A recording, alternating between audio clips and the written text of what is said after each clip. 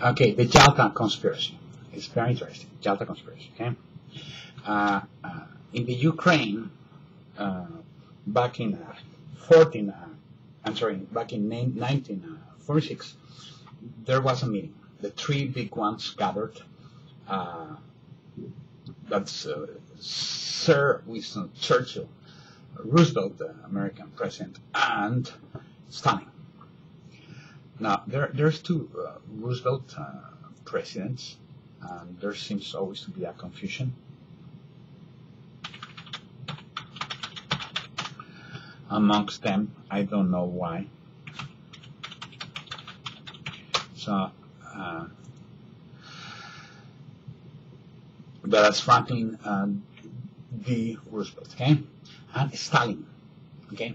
They held a conference, and in that conference, the objective of that conference was to divide the world amongst themselves, and in order to do so, they needed the backup of the countries producing energetics. Okay, and actually that's the reason we won the First World War, the Second World War, and the current oil wars are precisely because of that, because of energetics, because of oil. So that's the reason we went to war. And it was, yes, to take the power away from the Jews, which had the banking system, and to give the power to the Muslims, which are the oil-producing countries. That's the Yalta Conspiracy. That's the reason why you have those three characters dividing the world amongst themselves. Mr. Stalin, Mr. Roosevelt, and Churchill. Yes, there's others in the background that are very relevant.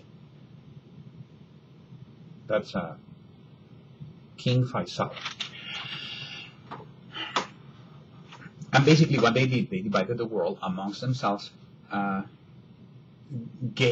took the power away from the Jews and the Catholic Church, and gave the power to the Muslim, oil-producing nations. And behind this was the inheritor of the Orthodox first Great Schism, Stalin, which killed 35 million Jews and Christians. Then we had Roosevelt in charge of. You see, Americans, they always wanted to be like royals. They wanted that very bad, and they wanted. It's an inferiority complex. It's not exceptionalism, because they don't really have their mother, is Britain, and it's a really bad mom, because it's a whore that left the husband. But that happened with Henry VIII, and they started sleeping with the Muslim with the Muslim royalty. And but that's another conspiracy theory. That the son of Dodi Al-Fayed and Diana Lady Di is the future king of Britain. He's not the son of Charles. But that's another conspiracy theory. Okay. So we're talking about the Yalta, and so yes, they divided the world amongst themselves, and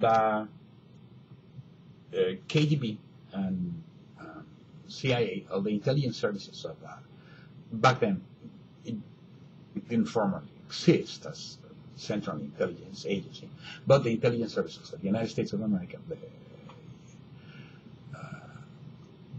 the USSR, the Soviet republics, the British and the Saudi kingdoms have been working in cooperation, and all those meetings take place in the Pentagon and in different corporations, because you must remember that the world, the identity of the leaders of the world is not so much a nation as individuals have and patriotic interests, as it is multinational corporations and profit and politics and power. See, we might think in terms of a nation, but they think in terms of power and supranational power, and they don't really care about, killing all the U.S. armed forces, just 3,000 of them, or destroying towers just for the sake of making profit. These are genocides. So I don't know what else to say about the conspiracy. It's pretty plain, pretty simple, the Yalta conspiracy. And they divided the world amongst themselves, and they took the power from the Jews and the Catholics to give it to the Muslims, which is Freemason. That's the Yalta conspiracy. And this is a vaccine.